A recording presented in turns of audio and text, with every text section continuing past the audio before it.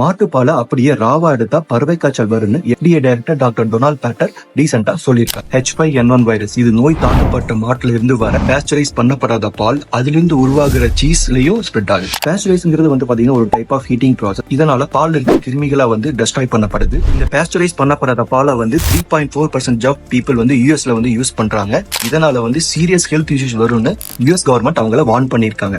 நம்ம ஊர்ல இந்த மாதிரி ரா மில்க் யூஸ் பண்றாங்களா? கமெண்ட்ஸ்ல சொல்லுங்க. சோ மக்களே, இந்த வீடியோ உங்களுக்கு பிடிச்சிருந்தா மறக்காம லைக் பண்ணுங்க, கமெண்ட் பண்ணுங்க, உங்க ஃப்ரெண்ட்ஸுக்கு வந்து மெடிசன் பத்தி நாலேஜ் வந்து ஷேர் பண்ணுங்க. இந்த மாதிரி வீடியோஸ் வந்து ரெகுலரா பார்க்க ஃபார்ம் ஃபேக்ட்ஸ்க்கு வந்து ஃபாலோ அண்ட் சப்ஸ்கிரைப் பண்ணிக்கோங்க.